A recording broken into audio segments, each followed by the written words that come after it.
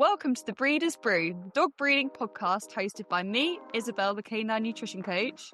And me, Sarah, the canine family planner. Together, we'll be promoting responsible breeding by unpicking the minefield of breeding myths and methods for owners wishing to expand their whelping wisdom. Well, hello, welcome back. I hope you haven't missed me too much in the last 24 hours. But hey, I feel like this window does go very quickly. I know a lot of us are back to work today, aren't we? It's finally 2026 and reality's hitting. It certainly is for me. My to-do list is ever growing. And it's quite scary, the pace at which this has come around. I feel like this Christmas has gone quicker than ever. I'm sure it probably feels the same for you as well. And my trip over the border into sunny Scotland disappeared in the blink of an eye. But I'm back anyway. I must say, I didn't partake in any haggis hunting while I've been gone. It's not my bag. I'm vegetarian, come on. However, I did get involved in many of the other Scottish traditions while I was away. It was my first ever Hogmanay celebration, from Cayley dancing to the Gay Gordons, and of course finishing the night with the Strip the Willow. I really enjoyed learning about how other cultures do things. After all, we all celebrate New Year's Eve, but I can honestly say the Scots might well do it best, because that was my first Hogmanay and probably the best New Year's Eve I've ever experienced. And it was all because I was willing to give something different a try. I had to leave my introvert, my self-consciousness, and potential social embarrassment at the door. However, that with a dram of whiskey, and I had the most fantastic evening. And just goes to show that actually finding out how other people do things might not just be incredibly good fun, but actually it can have a whole host of other benefits. It goes without saying that as dog owners, dog lovers, we all care for our dogs, we all keep them alive and thriving, but there'll be a million ways to do that. So a quick takeaway, don't forget, just because you've always done something a certain way, there might be better ways to do it. But anyway, I digress. On the note of traditions, of course, our New Year's Eve ended with yet another Scottish tradition, which was called the first footings. And traditionally, the first person to cross the threshold after midnight should ideally be a tall, dark-haired, generally male guest bearing symbolic gifts, albeit I'm not male, I have got dark hair, so I was very much an important part of this. However, we had forgotten that we were meant to be bringing the first footings gifts, so throughout our Hogmanay celebrations at the Cayley dance, we had to cobble together our gifts. So traditionally you would take something for your host to firstly provide warmth, which would have normally been coal, something for flavour, which would have usually been salt, something for cheer, which of course would have normally been whiskey, and finally some food to share, which should have been Scottish shortbreads. However, during our evening, there was no chance we were going to get hold of any of those things, so we had to cobble together what we could. We managed to get a candle for warmth, we got a sugar cube for flavour, we got a bottle of Corona from the bar, and finally, the only thing we could find to eat was a digestive cracker from my cheese course. But we did it. We crossed the threshold with all the gifts we should have done and blessed our host's house with some good luck for 2026. And then before we went to bed, we finished the night with the good old The Proclaimers' I'm Gonna Be, or 500 miles for those of you that don't know. And this morning I quite literally have done to get back to our beautiful southern England. Well, obviously I have not walked 500 miles. I couldn't have even walked 5. But I've sat on train, automobile, plane, add them all together, I'm back. And after this very long journey home, I've been greeted with a gift on my doorstep. What a lovely way to come back. My final Christmas present from Sarah has literally just turned up. I'm so excited because I thought that was all me done for presents, and I got this final little last one through the letterbox.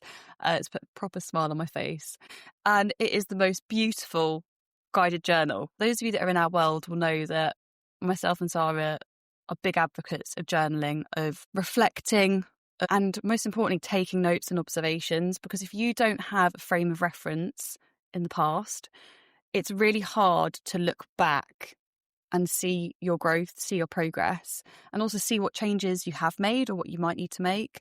So I genuinely feel she could not have got me a better present. This beautiful little book that is 2025 journal, where I'm having to break down what my reflections for the year have been. So very well timed. I'm so excited. I've literally jumped straight into it already. And I'm going to have my little journaling session every evening as a pre-sleep wind down routine that doesn't involve digital screens, because as we all know, no blue light and screens before bed are any goods for any of our sleep hygiene. So that is yet another one of my New Year's resolution, that I'm going to have no screens 1 hour before I go to sleep. So it's present. It's into that new habit that I'm trying to form. And I've gone through this journal, and it's unlike any journal I've had before. So this breaks down 2025 into key reflections. And I think we can all learn something and take away something from this. So let me read out the first page to you. A lot can change and a lot can happen in just 1 year. So now it's time to take a step back and reflect on what's happened in your life in 2025. Those 12 months will have been filled with celebrations, happiness, but also some sadness and challenges. And throughout it all, you will have learned valuable lessons that will have helped you to grow.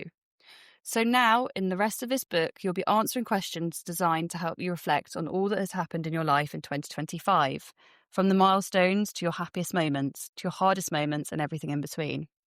If at first you find it hard to recall things, take it slowly, go month by month, spend a little time pondering each question, and most importantly, you should enjoy the process of reflecting to spend quality time with yourself. I thought it was a lovely start, but really the importance of this is it goes through your highest and lowest points and gets to the bottom of why you were there. And also it gives you a frame of reference. So the first reflection point is, what was going on in your life this time last year? Where were you up to with your goals? Where were you up to with your life achievements?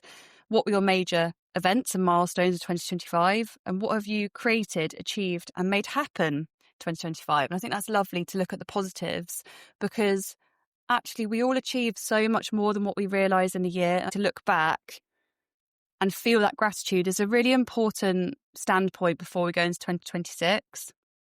So I'm going to be going through all of those reflections, and along with the section on gratitude. So it's, what am I grateful for right now in life? What have I been grateful for? Who have I been grateful for? Now, the reason that we should reflect back on these things is the next section of this is all about how to design the dream 2026. And without having the reflections of what did go well for me in 2025, maybe what didn't go well for me in 2025, it can be really hard to then have a think, how do I want this year to look? So I'm going to be spending a lot of time really designing my 2026, because every day is a school day. I know I've had certain interactions with breeders this year from their lessons, and I want to make sure that I can give you guys even more of the information you need in 2026 to help you make better decisions. So a massive part of my dream 2026 will be recording more podcast episodes, being more present on social media, just so I can feel more connected to you and more engaged in this amazing community we've built, because I find that incredibly rewarding to be able to help people avoid dramas and the stressful side of breeding when it should be such a fantastic, beautiful process. So anyway, that's what I've been up to this afternoon, and I'll be chipping away at this journal to build my dream 2026. The reason I tell you guys this is because now is the most amazing time for you to take a step back, reflect on what has happened for you this year, what conversations have you had, and what do you want to take forwards with you in 2026? If you did have a litter in 2025, what could have gone better for you? Could mum have been in better condition? Or did she have a small litter? Did she have a perfect litter that couldn't have gone any better? If so, look at the protocol you had in place and make sure you write that down and you keep it safe so that you can follow that protocol again in the future. And if there are tweaks that need making, then now's the time to sort of sit and reflect on what those tweaks could be. And if it didn't go right, but you can't quite work out why and where you need to change your protocol, come and jump on into the private Facebook group, which is currently called the Breeders Brew Community. And feel free to ask us in there, and we'll be more than happy to have a chat with you. And another change that's well worth considering, that I know Sarah and I mentioned in another podcast episode, was all about improving your dog's diet, for example. It's been scientifically proven that an improvement in diet by 20%, more fresh, unultra-processed foods, will relate to a massive health boost. You can do that over the course of this year and you will see notable changes, notable differences. So there's so many little changes we can make that will set us all up so much better for 2026. I will also be doing that myself. So challenge you guys, look back and reflect. So actually, I have gone through my journal, and one of the boxes I had to fill in was, what was one conversation that really made you think this year? And the one that sprung to mind, which I will share with you guys now, was when I was actually guest lecturing on canine nutrition for a group of about 60 students, and their course leaders were in the room, and they all had industry experience, one of which had been a practice manager at a vet's for over 30 years, and the other two had actually been vet nurses and had moved into education following their career in vet nursing. And I had the most interesting conversation with them midway through. So the lecture I gave was all to do with why a dog needs the diet that a dog does. So where did a dog come from? Well, our dogs actually came from an ancient ancestor of the grey wolf that we know today. So they're almost like distant cousins of the wolves that we know in the wild. So with that being said, we then built up the foundations of, well, if we know what a wolf eats in the wild and our dogs are a cousin, distant cousin, what can we take from that? What inferred knowledge can we apply? And that is that obviously wolves can't go and make ultra processed food, essentially. They're eating fresh, natural, healthy ingredients on a balanced daily basis. So that formed the foundations of our lecture. I then set my students up with a task. Each group had a very different dog food, and they went through a set of questions and tried to work out whether or not this was actually a good food for the modern day dog. The course leaders were actually really keen to get involved, so they sat down and started working on one of the tasks as well, which prompted the conversation.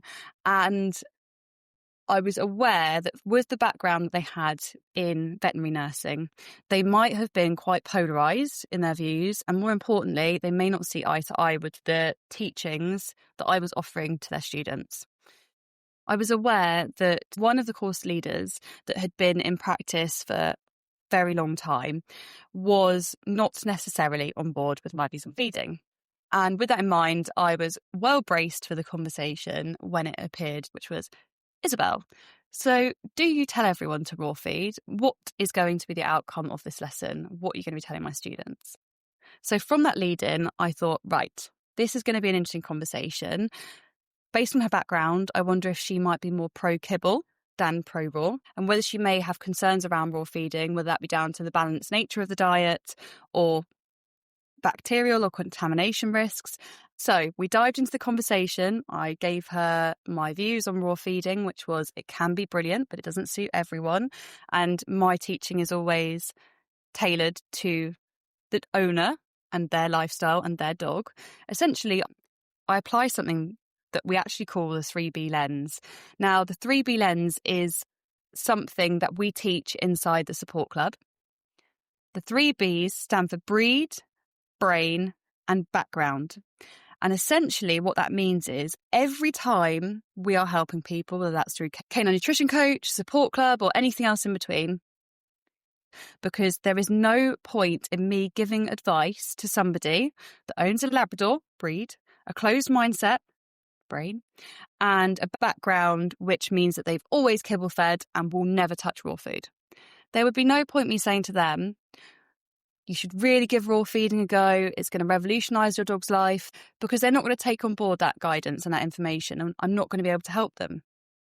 So you absolutely have to have a tailored approach, because if that person had a completely different breed, background and brain, then I could be giving different advice.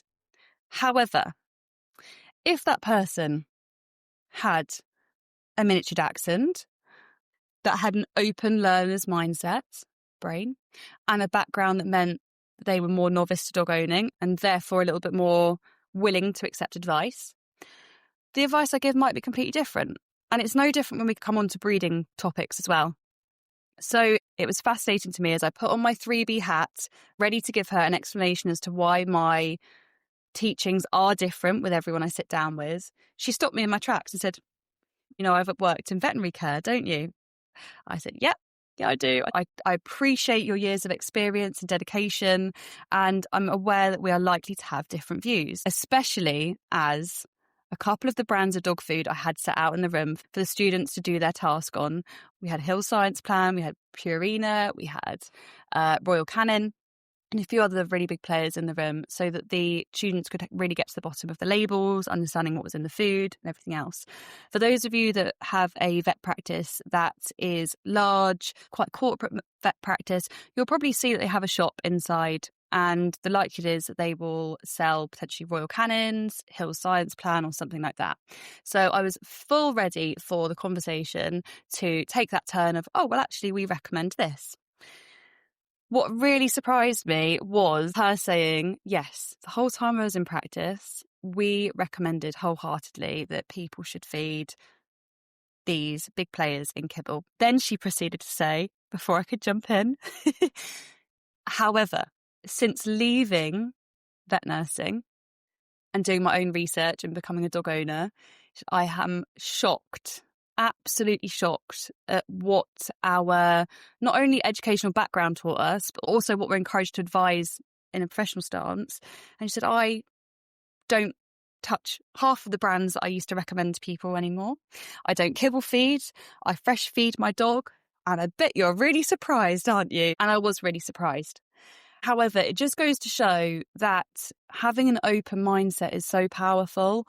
And just because she had been a head vet nurse for decades, very well respected, helped countless animals and owners over that time, that even after being in industry for that long, she knew that every day was a school day. She took time to stop, reflect, do some further research. Don't just take, because this is the way we've always done it, as gospel. She's gone on, educated herself, and uncovered truths that she otherwise never would have done. And her dogs are now thriving, all because of the hard work that she put in and the fact that she had this open mindset, open brain, to explore what other options there were for her dogs. Obviously, this has all been around feeding, and I appreciate a lot of you guys are breeding, and that's why you're listening. But the same applies. It doesn't matter what area of a dog's lifestyle you are looking at taking information from. It just shows that actually we all can learn, and opinions and ideas don't have to be fixed. So often people will say, well, I've done this for 30 years and this is the way that my mum did it. I've never had a scan. I've never needed a scan. I've never scanned any of my females, so I'm not scanning. Scans don't work. Well, actually, the worst thing you can do is have a fixed mindset when it comes to breeding, because we need to keep our finger on the pulse when it comes to new science, new studies, new information, so that we can actually be at the forefront and be allowing our dogs to benefit from this research and benefit from these advances in the industry. Because it's all well and good saying that, well, this has worked for me for the last 30 years. But do you know what? There's a lot of things we did. Smoking, great example. People smoked for decades before we found out it wasn't any good for us. And a lot of people were absolutely fine despite smoking for decades. Whilst unfortunately, there's those of us that have lost people in our family to lung cancer due to smoking. So it just goes to show that actually no opinion should be fixed. I challenge you to challenge yourself. And if you do have views, why are those views what they are? Maybe look and see if there has been more current research about the specific type of food that you're feeding, or the specific type of mating method you tend to opt for. Maybe there would be better options for your female. Or actually, you do a certain type of prenatal supplement, but are there better ones or different ones that you could or should be adding in? How do you wean your puppies? Just because you've always weaned onto puppy mousse, for example, because it's convenient and the puppies enjoy it, is it the best thing for those puppies to be weaned onto? There's so many parts of dog ownership that we have to think about that sometimes it's easier just to carry on as the way we always have. But the new year is a great time for new starts. And I know that being challenged does feel uncomfortable. And it certainly did for me in that split moment when I thought, I'm in front of a room full of our brightest future minds and their course leaders about to be challenged. And it can feel nerve-wracking. However, it just goes to show that sharing your opinions with others is actually a really beneficial experience, because you might find either more people agree with you than you think, or actually if they don't agree with you, why don't they agree with you? Is there space for you both to learn? Is it the fact that actually someone's views might be outdated or closed mindset? There's not a one-size-fits-all when it comes to breeding, and this is the whole reason why we always teach the 3B lens. And I think this specific example in my year was particularly pivotal because I felt the 3B lens come to life in that moment, in real life, in that real conversation. But actually, it's so important to apply it to yourself as well, because if you have got a closed mindset, or you have got a breed that has got breed quirks, you have got to acknowledge other people might deal with their breed in a completely different way. For example, there are some breeds that would never do elective C-section, whereas you've got other where that's considered standard. On the other hand, you've got some breeds that are notoriously late ovulators, so they'll say, no, you would never need to start progesterone testing until day 11, whereas you've got some breeds that tend to be quirky and you'd start testing on day 6 of season. And actually, because your background has been in something very different, for example, in veterinary medicine, you're going to have a completely different set of experiences and views to somebody that hasn't experienced those things. So it's really important to remember you can't just take advice from anyone.